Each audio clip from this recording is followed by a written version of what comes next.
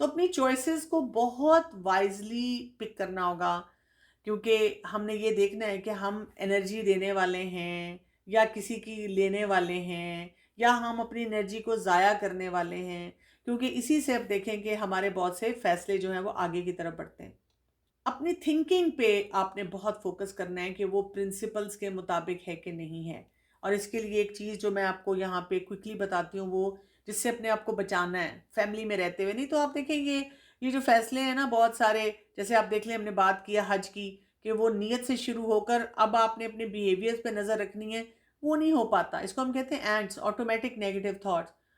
ہمارا ذہن سوچیں پکاتا رہتا ہے، کیسی؟ جس میں ہم آلویز کا ورڈ بہت یوز کرتے ہیں، بچوں کے لیے کرتے ہیں، سسرال والوں کے لیے کرتے ہیں، شوہر بیوی کے لیے کرتے ہیں، کبھی بھی اس نے کام صحیح نہیں کیا، ہمیشہ اس کا یہ مسئلہ رہتا ہے۔ یہ ایک اینٹ ہے، ایسے نہیں ہو سکتا۔ کوئی انسان کلی طور پہ برا نہیں ہوتا، اس نے اچھائی بھی کی ہوتی ہے، ہاں برائی بھی کی ہوتی ہے۔ پھر اسی طرح ہم بہت ساری سچویشن میں نیگیٹیوز پہ بہت زیادہ فوکس کرتے ہیں۔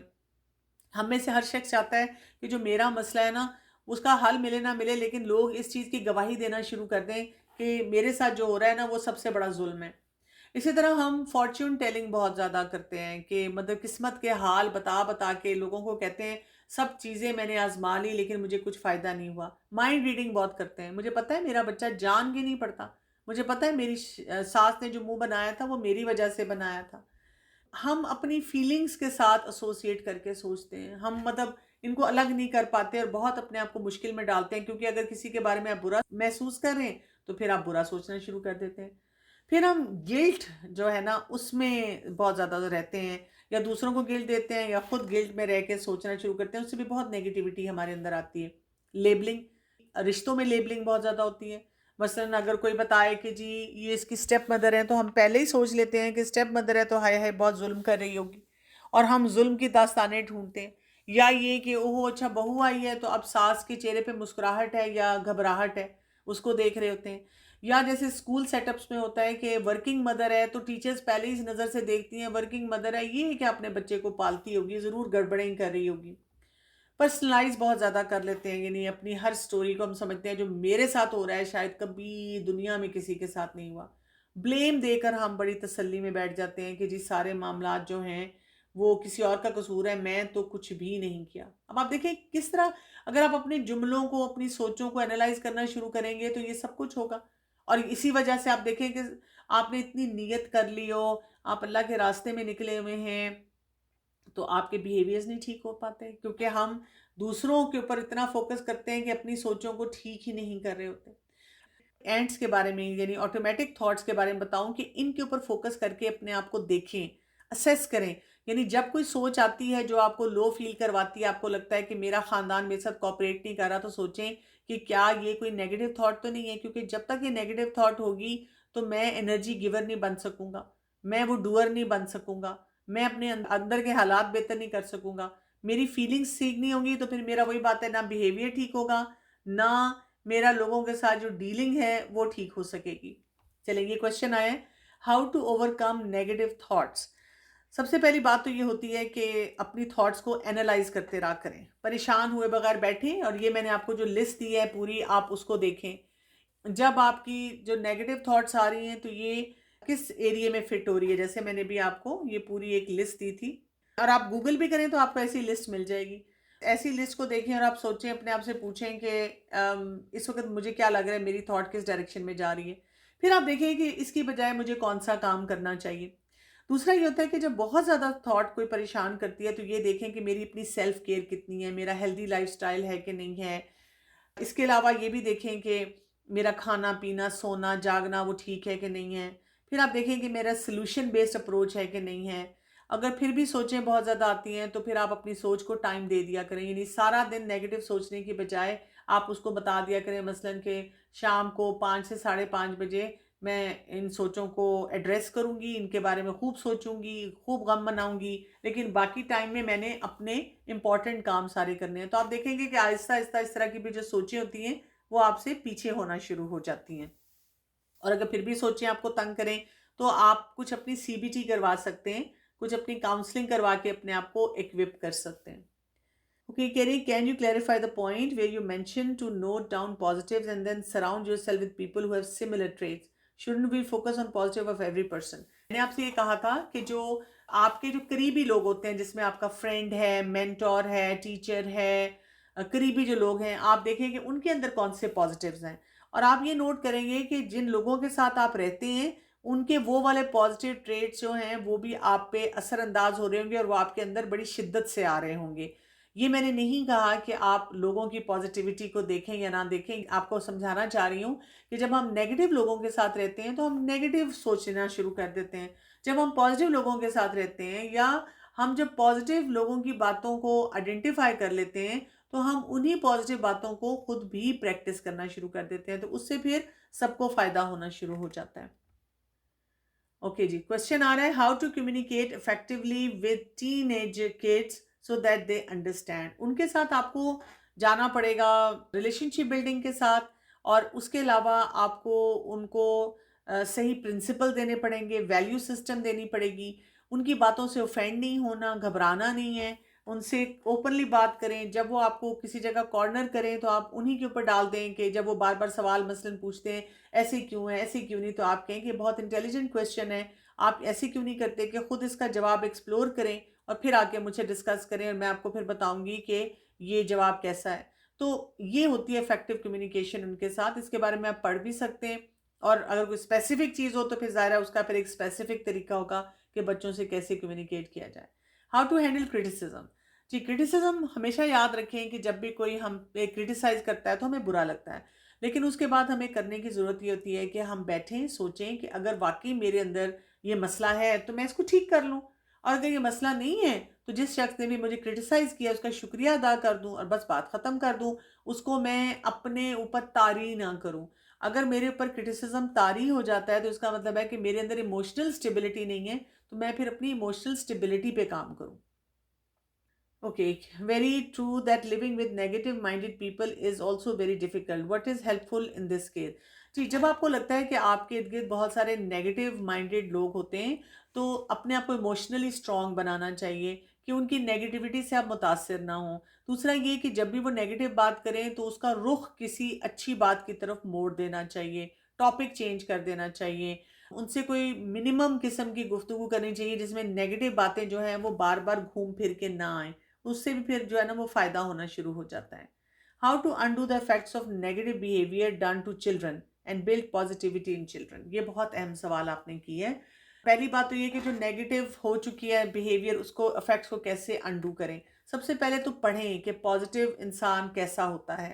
यानी पॉजिटिव होने का ये मतलब नहीं होना चाहिए कि हम बच्चे की जायज़ नाजायज़ हर बात को पूरा करना शुरू कर दें, लेकिन ये कि अप्रोच हमारी पॉजिटिव हो और हम उसको कैसे लेकर चलेंगे तो उसके बारे में खूब पढ़ें।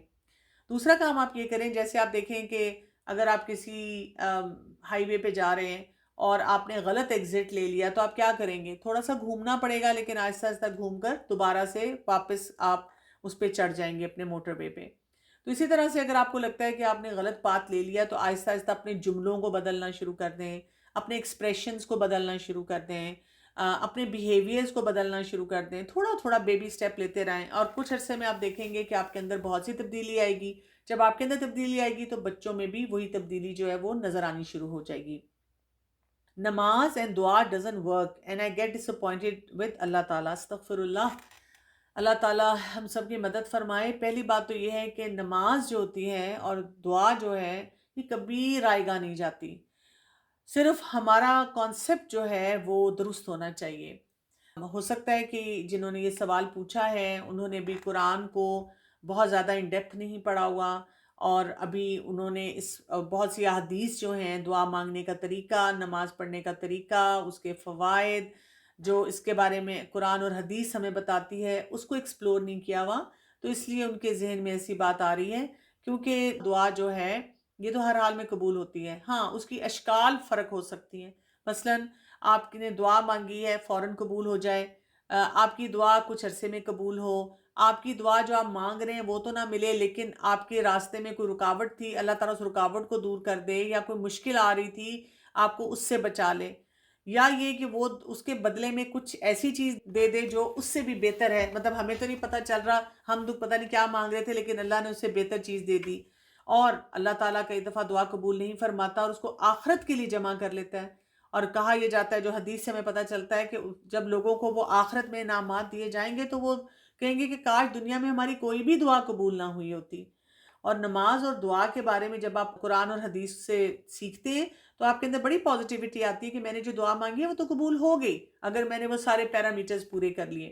از it okay to stay in distance with negative people though they are close relatives but keep on disturbing us with negative behaviour? اللہ تعالیٰ ناراض تو نہیں ہوں گے. یہ ڈپینڈ کرتا ہے کون سے ریلیٹیوز ہیں اور آپ کو کس طرح کا نقصان پہنچا رہے ہیں. ہم قطع تعلقی تو نہیں کر سکتے، لیکن صلہ رحمی کا مطلب، جو کہ میں ہمیشہ کہتی ہوں، یہ نہیں ہوتا کہ آپ ان کو گھر میں بٹھائے رکھیں، اپنے پاس ورڈ دے دیں، ان سے سارے سیکرٹ شیئر کریں اور پھر جو مشکلات آئیں اس پہ آپ غم زدہ ہوتے رہیں. بات یہ ہوتی ہے کہ آپ نے کام بھی درست کرنا ہوتا ہے، صحیح طریقے سے بھی کرنا ہوتا ہے، اور اس میں جسے کہتے ہیں نا کہ کوئی پنڈورا باکس بھی نہیں کھولنا ہوتا. تو اس پہ نہیں اللہ تعالیٰ ناراض ہوں گے. ہاں لیکن اگر ہم اپنی وہ نیگیٹیوٹی کی وجہ سے لوگوں سے قطع تعلق کرنا شروع کر دیں، جو جائز ان کا حق بنتا ہے وہ بھی نہ ان کو دیں، تو ظاہر ہے وہاں پہ ہماری پوچھ ہوگی. اس لیے ہر رشتے کے معاملے میں ہمیں محتاط ہونے کی ضرورت ہوتی ہے. My child has a coping behavior a lot, whether it's another child he spends most of time with or animals. Like we have sheeps at home for 3 to 4 months. He have started moving his head in certain way as they do. He copies such things. I have given you example, which lasts for some time, then he leaves it too. Is it something I should be concerned about? مجھے یہ نہیں پتا کہ آپ کے بچے کی age کیا ہے، لیکن بات سے یہ لگ رہا ہے کہ چھوٹا بچہ ہے. 7 ایئر کا بچہ ہو سکتا ہے کہ اٹینشن سیکھ کر رہا ہو آپ کی. آپ اگنور کریں، بس آپ نارمل سا بیہیویئر دیں تو آپ دیکھیں گے کہ آہستہ آہستہ وہ چیزیں ٹھیک ہو جائیں گی. کیونکہ جب بچہ کوئی ڈفرینٹ بیہیویئر دیتا ہے، یا ہم اس کو اپریشیٹ کرتے ہیں یا ہم اس کو بار بار رک کے کہتے ہیں یہ نہیں کرو، یہ طریقہ ٹھیک نہیں ہے، پھر تم نے یہ کیا ہے، تو وہ پھر بچے کا غلط بیہیویئر جو ہے وہ بڑھنا شروع ہو جاتا ہے. تو اس لیے اس سے پھر بچانے کا بہترین طریقہ یہی ہوتا ہے کہ ہم ایسی چیز جو لگے ہمیں کہ وہ درست نہیں بچہ کر رہا، تو ہم اس کو تھوڑا سا اس ٹائم پہ اگنور کر دیں. What to do when you feel low because of society pressure? دیکھیں، سوسائٹی تو ہمیشہ پریشر ڈالتی ہے. سوسائٹی کے پریشر سے تو ہم میں سے کوئی بھی دور نہیں رہ سکتا. ڈپینڈ کرے گا آپ کیسی کمپنی میں موو کرتے ہیں. پھر یہ کہ آپ قرآن کے ساتھ اپنے تعلق کو کتنا مضبوط رکھتے ہیں. پھر یہ کہ آپ اپنی نماز اور دعاؤں پہ کتنا فوکس کرتے ہیں. تو یہ جو اسٹرینتھ دینے والی چیزیں ہیں نا، پیئر پریشر، سوسائٹی کے پریشر میں، ان کو کتنا اڈاپٹ کرتے ہیں، تو آپ دیکھیں گے کہ اس سے پھر آپ کو جو ہے نا وہ فائدہ حاصل ہوگا. جب ہم سوسائٹی کا پریشر زیادہ لیتے ہیں تو پھر ہمارے لیے بہت مشکلات ہو جاتی ہیں. میں آج کل ٹریول کر رہی ہوں، یو ایس اے میں ہوں، تو مجھے یاد ہے کہ میرے آنے سے پہلے میں نے جب 2-3 لوگوں سے بات کی کس طرح سے میرا کچھ پلان بن رہا ہے، کچھ میرا فیملی وزٹ ہے، تو مجھے بہت سے لوگوں نے ڈرایا کہ تم حجاب کے ساتھ، نقاب کے ساتھ کیسے جاؤ گی، کیسے مینج کرو گی. یہ بھی ایک قسم کا پریشر تھا میرے اوپر. تو مجھے پھر 1-2 لوگوں نے مشورہ دیا کہ we teach people how to treat us. اللہ کا نام لے کر جائیں اور آپ اپنے آپ میں رہیں جس طرح سے آپ ہیں، اللہ سے حفاظت طلب کریں.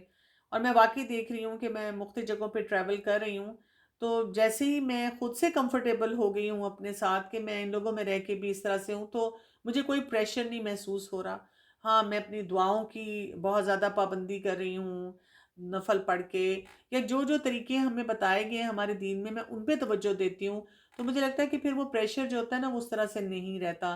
یہ ہمارے اندر کی فیلنگ ہوتی ہے پریشر سے زیادہ، جو کہ ہمیں ہر وقت وہ اچھالتی رہتی ہے. How to build strong thinking process اور more like to be focused. بچے فوکس نہیں کرتے مگر ہم سے بھی تو صحیح سے فوکس نہیں ہوتا. بالکل صحیح کہا ہے آپ نے. ایسے ہی ہے، فوکس کرنے کے لیے اور اسٹرانگ تھنکنگ پروسیس کے لیے اپنی سوچوں کو صحیح طرح سے ایڈریس کیا کریں.